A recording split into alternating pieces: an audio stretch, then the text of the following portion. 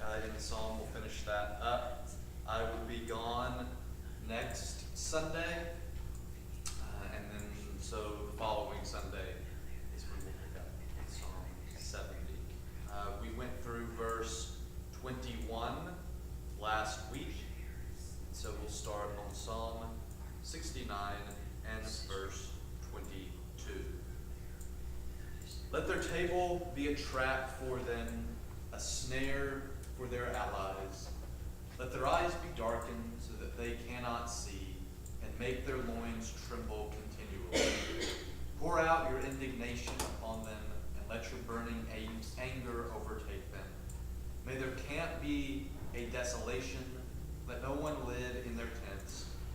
For they persecute those whom you have struck down, and those whom you have wounded they attack still more. Add guilt to their guilt. May they have no acquittal from you. Let them be blotted out of the book of the living. Let them not be enrolled among the righteous. But I am lowly and in pain. Let your salvation, O God, protect me. I will praise the name of God with a song. I will magnify him with thanksgiving.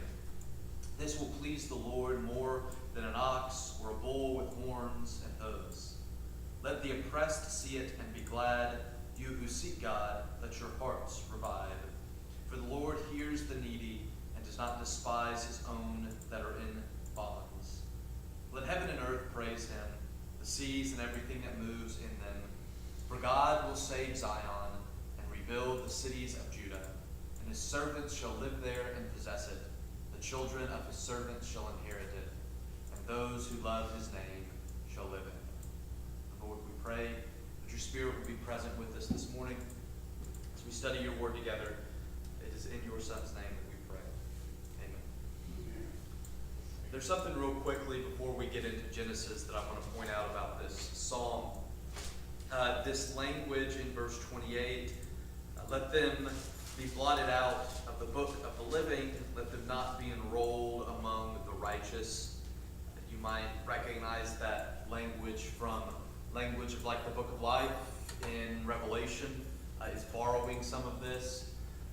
The reason I wanted to point it out is what's interesting is you see among later Jews, so Second Temple Jews, the Judaism that's developed by the time of Jesus. We've kind of talked about how the Judaism changes once they go into captivity and the temple's destroyed. They kind of have to rethink, well, what does it mean to be a Jew? Because before it was you go to the temple and you make your sacrifices, and now there's no temple, there's no sacrifices, they're not even living in the promised land anymore.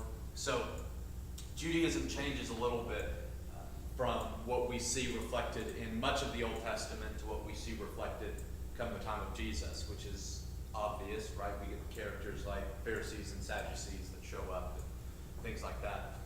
Anyway, so you see a bit of a shift in the meaning of such language in Second Temple Judaism and then within early Christianity, whereas the ancient Hebrews had no concept of afterlife. We talked about that. So when they think of salvation from God, it's here and now, right? It's defeating your enemy in battle. It's having a good crop. It's having a large family. And so when you're rejected by God, not only might you lose those things, but you might lose your life. So to have your name blotted out of the book of the living is to die. Let them die. And that language that referred to physical life and death in terms of a book and God's judgment then gets reinterpreted in Second Temple Judaism and early Christianity with their belief of the afterlife, and it becomes language to use for eternal life and eternal death, or what we might say spiritual life and spiritual death.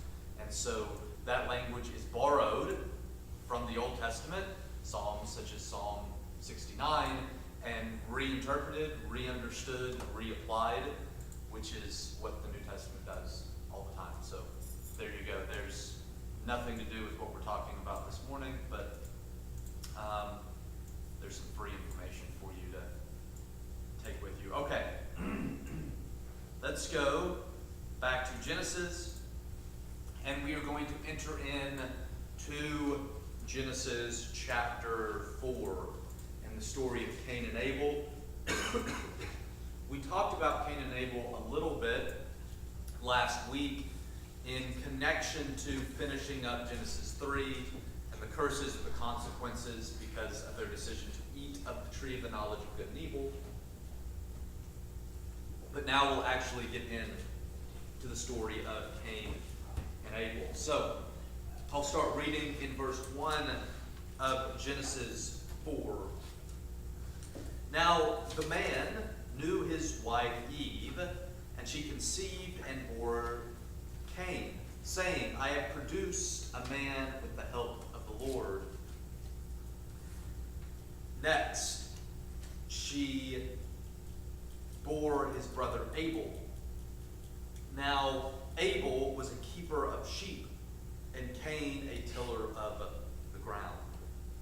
So, at the opening of Genesis chapter 4, consider what an original audience or what a first-time reader's thoughts and anticipations would be as they enter into Genesis chapter 4.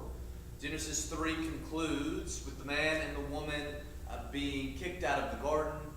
They are no longer going to have access to the tree of life.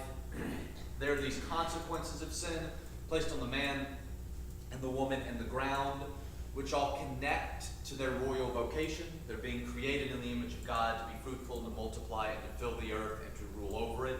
All of that is now going to be much more difficult. And so as we enter into Genesis chapter 4, we're left to wonder, what's life going to be outside of the garden? What are things going to look like now? And from the first two verses, we're left thinking, well, things may not be terrible. So Adam and Eve have two sons, which fulfill their job to be fruitful and multiply. From what we're told, that process is going to be more difficult, whether we think it be the actual physical birthing process or the process of creating and sustaining and raising a family. I lean a little bit more towards that interpretation. But either way, we know the process is going to be more difficult, but they do it. They have two sons. Both sons work the land in different ways. We're told that Abel is a keeper of sheep, while Cain is a tiller of the ground.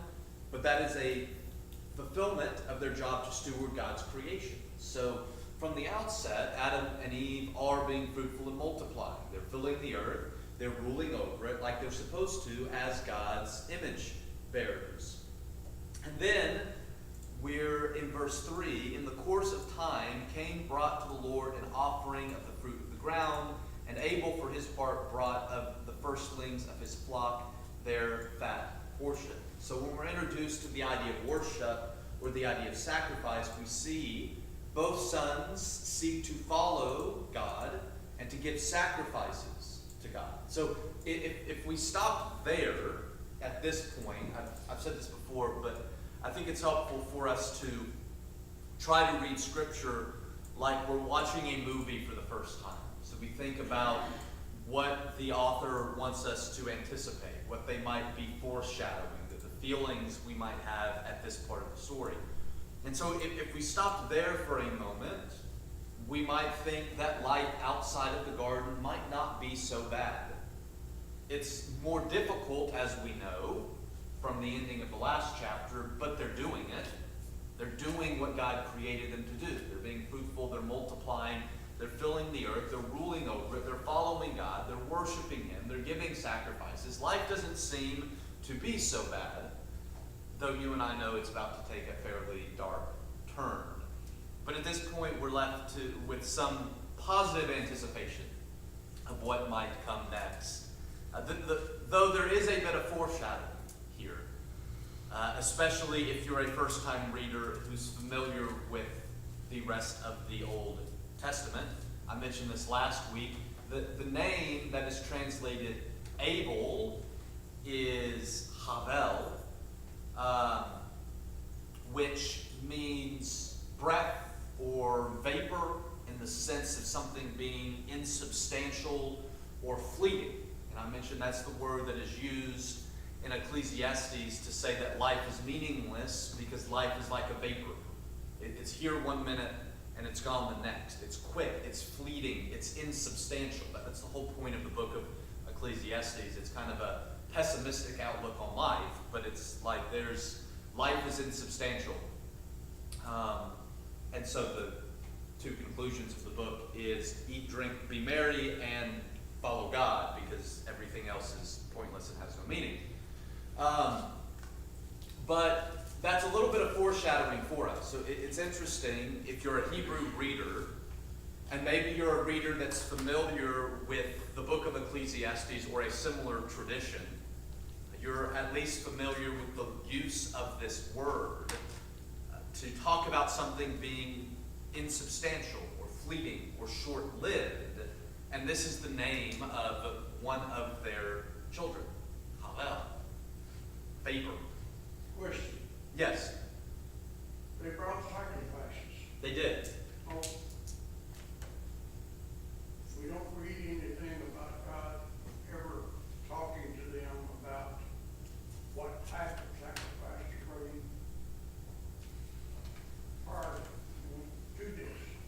This is the first time we read about a sacrifice. That's true, and that's an interesting thing in this story is the concept of a sacrifice or worship is another way for us to think about it, right? Because in the ancient world, that was the way you worshiped a god, a deity, whatever nation you were a part of, was typically through sacrifice.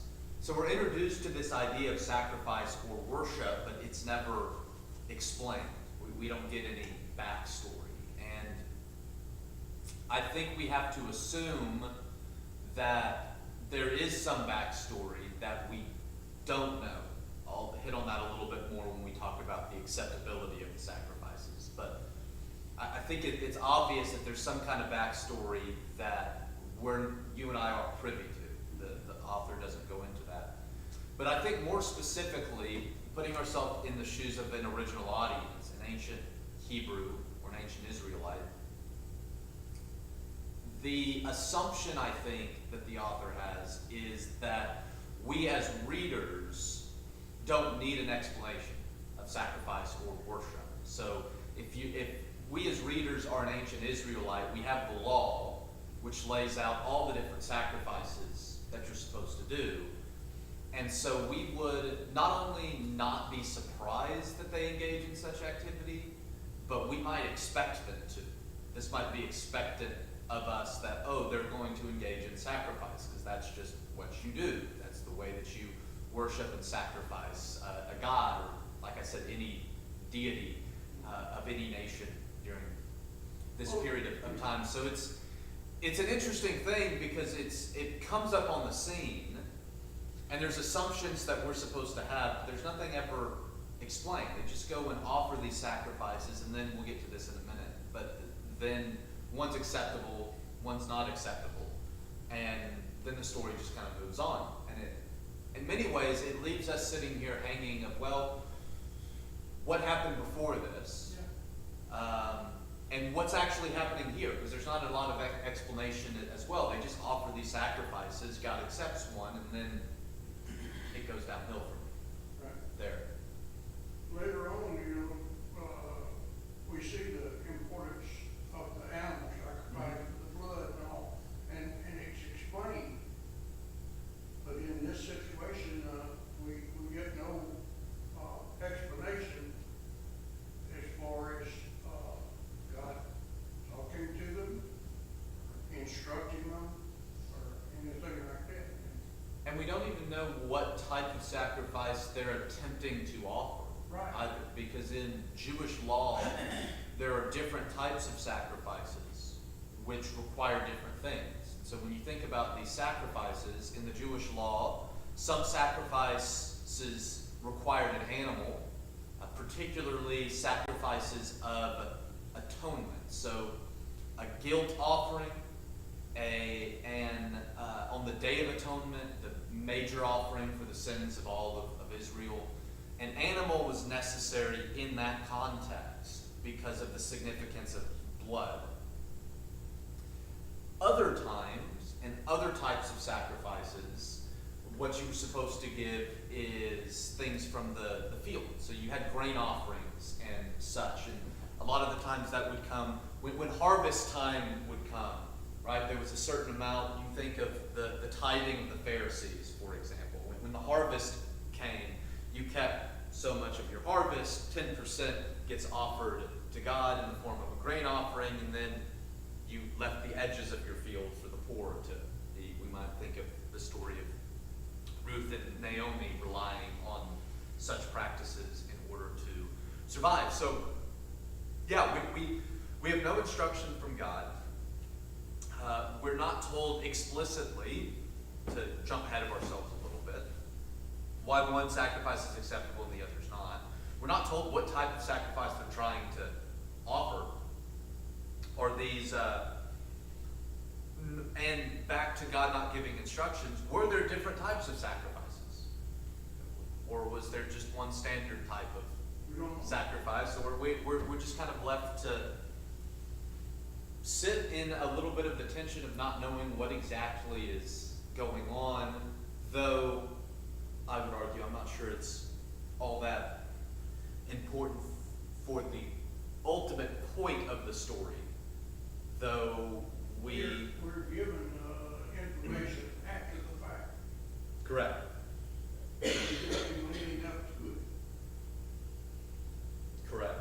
Oh, so with that thought in mind, let's jump into the sacrifices. Let's see. I'm going to start reading in verse 3 again.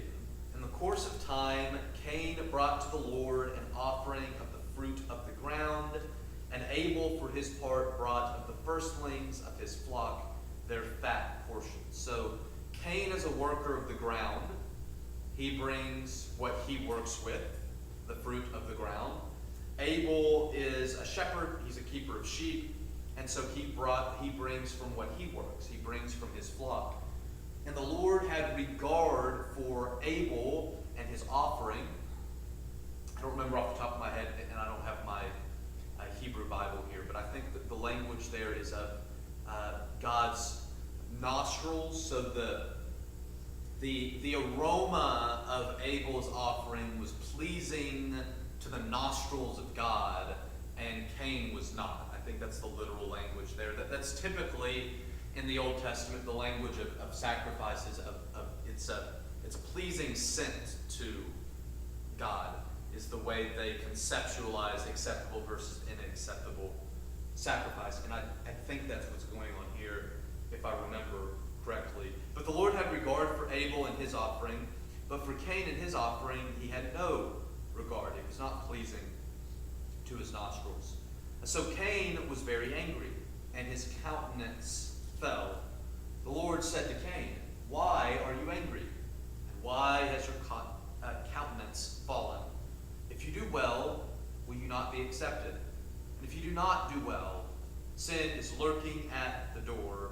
Its desire is for you, and you must master it." There's a couple things that I want to say real quickly, and then I want to open up to get some of your thoughts about what might or might not be happening here. The first thing that I've mentioned a little bit is the sacrifice of the fruit of the ground, which is what Cain offers, and the firstlings of the flock, which is what Abel offers, are both acceptable and necessary sacrifice under Israelite law. And so, again, we don't know what type of sacrifice they're trying to offer, which could play a role. But as an ancient Israelite, and you're reading this and you don't know that God's accepted one and not accepted the other, you would be inclined to think there's nothing wrong with this. Both of them are offering good and acceptable sacrifices. If you know the law, if you know Leviticus, if you know Deuteronomy, you know that you offer both at different times and for different reasons throughout the year. So you're not surprised. I know sometimes I've heard people say, well, maybe the problem was one was an animal and one was fruit of the ground. I don't buy that, because as an ancient Israelite, I don't think that's what they would have thought, because of their knowledge of what is acceptable and unacceptable based upon the law. Both things are acceptable, But God rejects Cain's sacrifice, and he accepts Abel's sacrifice. And we're left to wonder why this may be. And in my mind, there's three options of why this may be, and we don't necessarily have to accept one at the expense of the others. There's ways to bring all three of these together. You have the possibility of one being accepted, the other being rejected, because of the quality of the sacrifices. There is some inference in this direction based upon the language that is used. So Abel's sacrifice is not just one of his sheep, one of his flock, but it is a firstling, and he offers the fat portions, which is in essence to say the best sheep, the firstling, and the best part of the sheep, which is the fatty portions. And so it's best doubled, if that makes sense. It's not just the best sheep, but the best portion of the best sheep. And with Cain, we're told that he just offers the fruit of the ground. So that opens up the possibility of, well, maybe Abel gave the best sheep and the best part of the sheep, and Cain didn't give the best that he had to offer.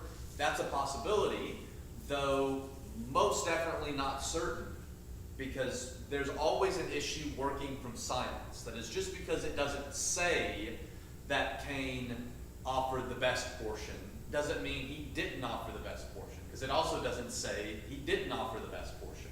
It just says he offered fruit of the ground, and then it does give this longer explanation of what Abel offers, which is interesting if we're not trying to make a distinction between what Cain offers and what Abel offers. But again, we don't know that for sure. The other option, and this has been a popular option throughout history, is thinking of their attitude or their faith. What was their reasoning behind the sacrifice? And again, I think an ancient Israelite would have some concern for that. Though again, we're not told anything about their attitude or their faith in offering the sacrifice in the story. But you might be familiar, and the psalm we just read has some of this language too. Throughout the Old Testament, particularly in the prophets, God considers grace and mercy, particularly to the needy, the poor, the widow, and the orphan, to be more important, more substantial, more necessary than sacrifices. You might remember that when, I don't remember which gospel it is, but in one of the gospels when Jesus gives the greatest commands, the lawyer or the scribe that he's speaking to, Jesus says, the greatest commandment is to love the Lord your God with all your heart, soul, mind, and strength. And the second is like it, you shall love your neighbor as yourself. The scribe or lawyer responds to him and says, you are correct. The greatest commandment is to love God. The second greatest commandment is to love your neighbor. These are greater than all sacrifices and burnt offerings. Right? The recognition that as important as sacrifice and worship is, it's secondary to acts of grace and mercy, of loving God and loving your neighbor, particularly in the prophets, the poor, the widow, and the orphan. But the language of loving God in Deuteronomy, the poor and the widow and the orphan take center stage in Deuteronomy as well, what it looks like to love God. And so there is the possibility of, as perfect as a sacrifice may be, the Old Testament opens up the reality that there's other things that one could be doing or engaging in. There could be a lack of faith in other areas of one's life that makes their worship unacceptable to God. God doesn't accept Israel's sacrifices because they're abusing the poor and the widow and the orphan later on. So that's a possibility. The other possibility that I think is interesting to consider, and I think is definitely a part of what's going on, to what degree, I don't know, but that is generally missed, I mentioned this last week, is the theme of God choosing the younger brother in Genesis. So Cain is older, Cain was born, and then Abel is born. God accepts the younger brother's sacrifice, which becomes a theme in family drama. Is a theme in Genesis. Every family has intense drama. So You think of this story of Cain and Abel, you think of Noah and his sons, you think of Abraham and Sarah and Hagar or Isaac, Ishmael, you think of Jacob and Esau and Isaac after them. You think of Jacob and his 12 sons who sell Joseph into slavery. And family drama is all over Genesis. But within that family drama is sibling rivalry. Cain and Abel, Isaac and Ishmael, Jacob and Esau, Joseph and his brothers. There's sibling rivalry, particularly within brothers, that goes throughout all of Genesis. But within that theme is God's acceptance and choosing of the younger brother. So name and family inheritance, and therefore family promises, are meant to extend through the oldest brother. So Cain should have been theoretically more acceptable than Abel because he was older. You go to the story of Abraham. The promise to Abraham technically should have gone through Ishmael because he was older, but God chooses Isaac. After Isaac, the promise to Abraham should have continued through Esau because he was older, but he doesn't. His younger brother Jacob takes his birthright, and God chooses to continue to work through Jacob to honor what has happened. Joseph and his brothers, Joseph isn't the youngest, he's the second youngest, but you see the older brothers having envy for their younger brother who has a higher status in the eyes of their father, and God uses Joseph to do all of those amazing things. So once again, you have God choosing the younger brother, in this case not the youngest, but the younger brother. And that's what you have going on here in the story of Cain and Abel. So if we take all of Genesis into consideration, we have to ask the question, does what happens here have something to do with God's propensity to choose the younger brother? Not that the answer to that question has to be yes, nor that it has to be no, but when we read all of Genesis, we're left to wonder, why does God always choose the youngest? And it goes all the way back to the story of Cain and Abel. He chooses the sacrifice of the younger brother. Before we discuss this, a couple more things that I want you to take into consideration. When Cain gets angry, God asks Cain, why have you become angry? If you do well, if you do good, will you not be accepted? And if you do not do good, sin is lurking at the door. Its desire is for you, but you must master it. So God implies there that Cain has failed to do good. And that's an important term, because where do we see the concept of good? Well, we remember Genesis 1. At the end of every day, God looks at his creation and says it is good. So Cain has failed to do good as is meant to be reflected by God's creation. Everything that God created is good and is meant to reflect the goodness that God built into the creation. Cain has failed to do that. He has failed to do good. He has failed to reflect the goodness of God's creation. We've also seen the term good in the tree of the knowledge of good and evil. So it's interesting, Adam and Eve ate of the tree. So theoretically, they should all now have the knowledge of this is good and this is evil. But Cain doesn't seem to have that. He fails to do good. Not only does he fail to reflect that aspect of God's creation, but he fails to have the knowledge of good and evil, which is what we would expect from a family that ate of the tree of the knowledge of good and evil. Now, here's an important caveat there. Cain's failure to do well or to do good does not indicate that he has done evil or that he has sinned. Notice what God says. If you do not do well, if you do not do good, he doesn't say you have sinned. He says sin is lurking at the door. It's there. When you fail to do good, it's there waiting to overtake you.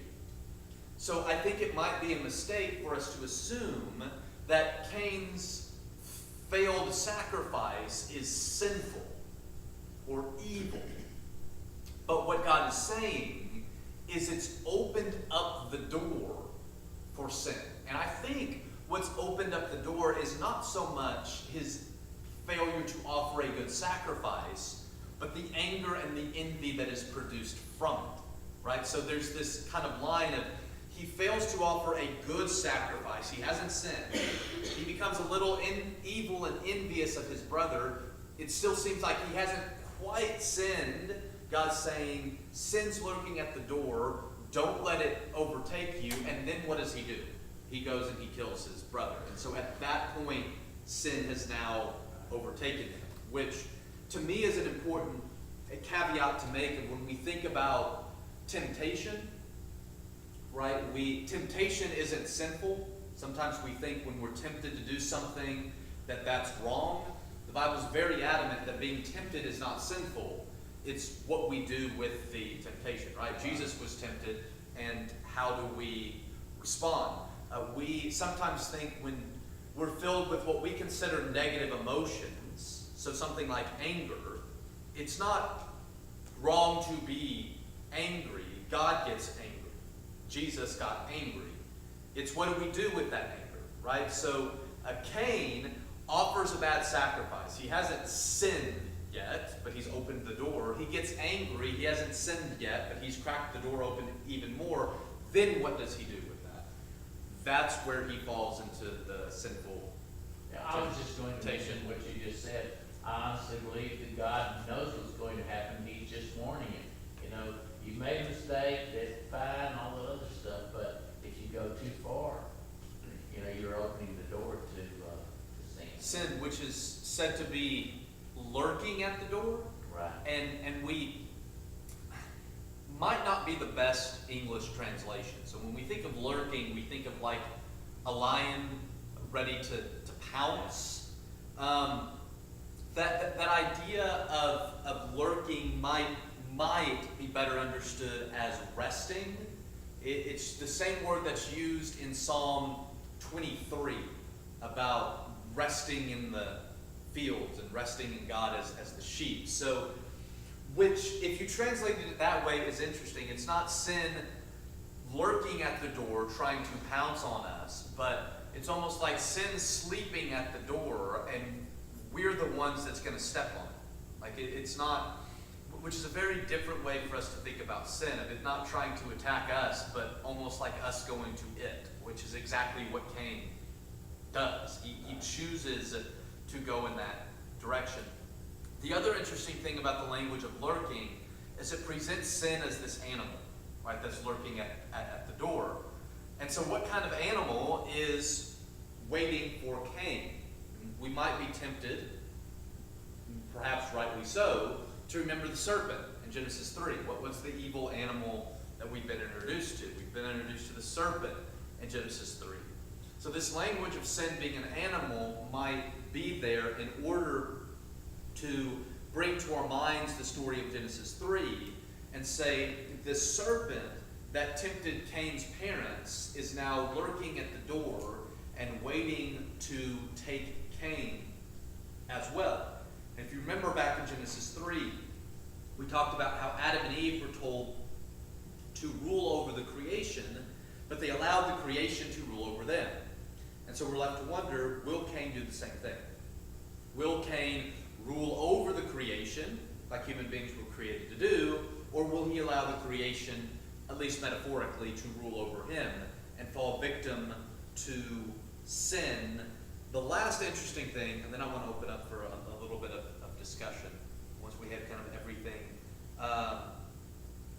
Sin's lurking at the door. Its desire is for you, but you must master or rule over it.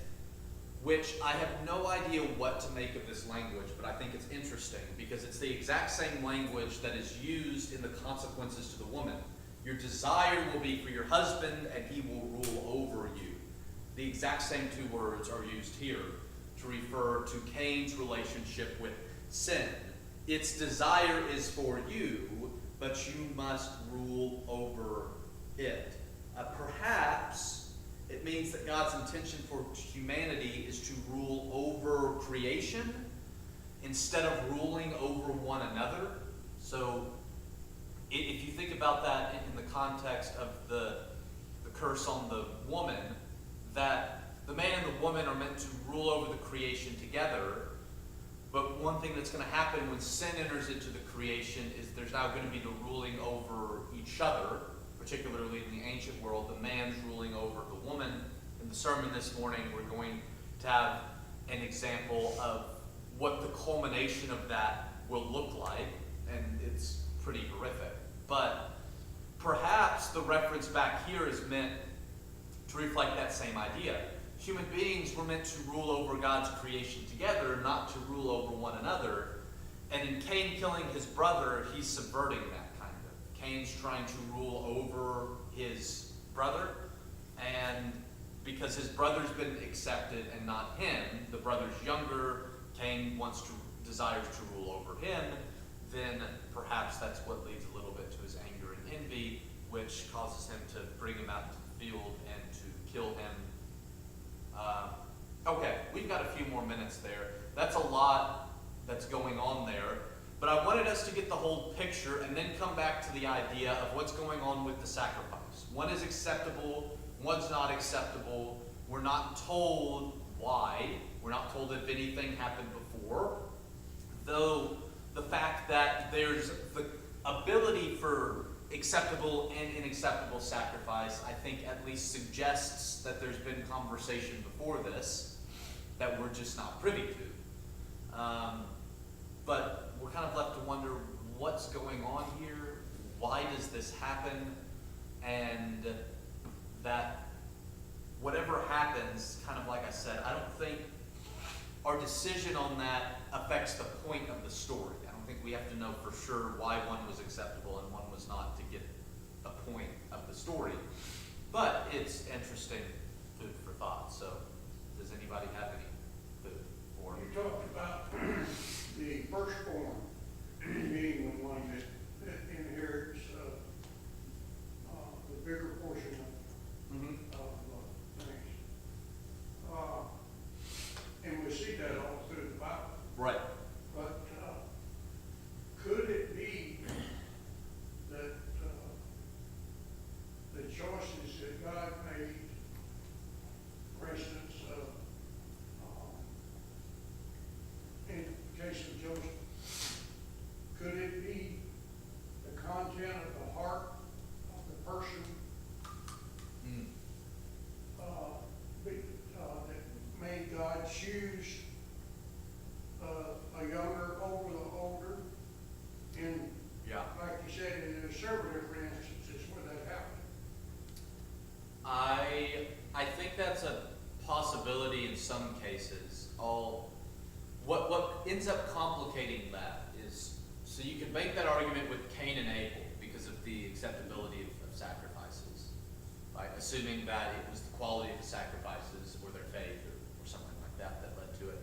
Joseph is obviously a prime example. Nothing negative is ever said about Joseph. Isaac and Ishmael is kind of somewhere in the middle because we're not really told much about them. It's more of Abraham's mistake, and God kind of has to fix it. What ends up complicating that is the story of Jacob and Esau. Esau does sell his birthright, which is not a very intelligent thing to do. But it ends up happening because Jacob lies and swindles and does. Jacob is presented in that story with the help of his mother. They're both presented as the villains in the story and end up getting the blessing, which kind of, that's a discussion for, but that kind of complicates the story because Jacob's the one example of, well, this doesn't seem, Jacob's not no Joseph. He doesn't, like, Joseph being chosen makes sense to us when we read the Joseph story. The Jacob story, who has his name changed to Israel and becomes the father of the entire nation of Israel, is not the best character we have. But neither is Abraham. Abraham does a lot of bad things, but Abraham was chosen before that. Abraham was chosen. He responds in faith by leaving his homeland and trusting in God, and then he makes a bunch of mistakes. Jacob is an interesting story because he starts out making all the mistakes, and then God chooses him, which is, there's some application there for forgiveness and redemption and all that, but that's kind of that's the one story that complicates that a little bit, because Jacob receives it because of lying and cheating and swindling, and still God respects it, which is an interesting thing. But when we're thinking about the story of Cain and Abel, the question of the heart, so faith, attitude, however we want to conceptualize that, is definitely on the table for what might be going on here. Why one sacrifice is acceptable and another is not. As we've talked about, that would have been a possibility for Israelites, especially in regards to how you're treating other people. But, yeah. Any other thoughts? Yeah. On the what's acceptable and not acceptable, I keep thinking, actually put some effort into giving God his best, and the other just made a sacrifice. Could be that they were both the same, but the mindset is different. Yeah, of what we're going to, which I think that's definitely a possibility of being intentional about what we're giving to God. So this is something that we in churches of Christ in particular, I think sometimes miss, is that I think sometimes we can be a little more concerned with what we're giving to God and not the attitude of the faith or the intentionality behind what it is that we're giving. Israel had that problem too, right? We're going to give the right thing, but then we're going to go home and treat the poor and the widow and the orphan poorly. And half the prophets are like, well, you've got it in reverse. I'd rather you not give the sacrifice and treat people well.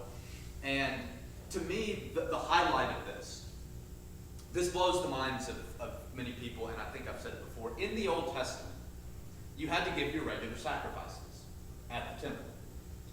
But there was a condition in there of what you did if you lived too far from the temple.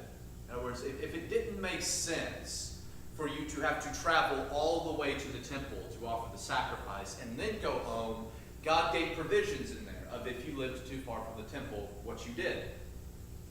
And instead of going to the temple and making your sacrifice and engaging in that worship, you invited all of your friends over.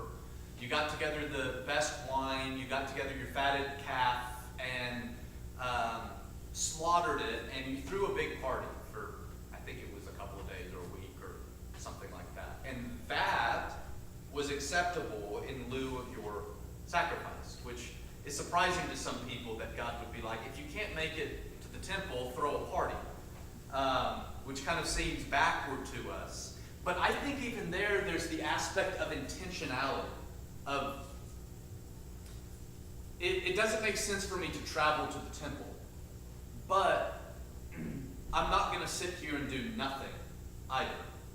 Right? There's an intentionality of even in throwing a party, of being intentional about what I'm doing and why I'm doing it. And so, kind of to your point, I think we see that theme throughout the Bible. I think we see it in Jesus and his condemning of the Pharisees. We think of Jesus saying, well, you tithe everything, but you've neglected the weightier matters of the law. And that's Jesus saying the tithing isn't wrong. Jesus would say not only is there nothing wrong with doing that, but he would probably say that's a good thing for you to do. However, Jesus does say there are weightier, there are more important things. And for Jesus, he tends to take that back to the heart, but more particularly, how the heart is expressed in our treatment of people. Again, that's very important to Jesus. So you think about like the Sermon on the Mount. He says, you've heard that it is said, you shall not murder, but I tell you, do not even get angry in your heart. You've heard that it is said, you shall not commit adultery. I say you should not even lust in the heart. Not only does Jesus take that back to the heart, but all of those things have to do with how we treat people. Yeah. And Jesus is saying there's an intentionality that goes deeper to, I'm not going to do this to you, but I'm not going to allow the inside of me to do that to you as well. And so again, there's an intentionality there that fights against the just going through the motions. And so it's very possible that just going through the motions might be what's going on here, though this is where I'll close. Whatever we want to think, we hold it with a little bit of a grain of salt, right? Because we're kind of reading a little bit beyond the text. We don't know exactly what's going on. But everything that we've talked about is within the realm of possibilities. And it's possible that all of that is going on to one degree or another. And human actions tend to be quite complicated. So trying to simplify it. The human relationship between everything. God said if you go to the altar to make your offering and you have something against your brother, you go make it right. Then you come back. Then you come back and make your offering. So God, and then Jesus in particular, definitely puts the emphasis on human relationships as the starting point. We're going to talk about that a little bit more in the sermon as well, so I'm not going to preview just yet. God starts heart surgery right at the beginning, doesn't he? He does.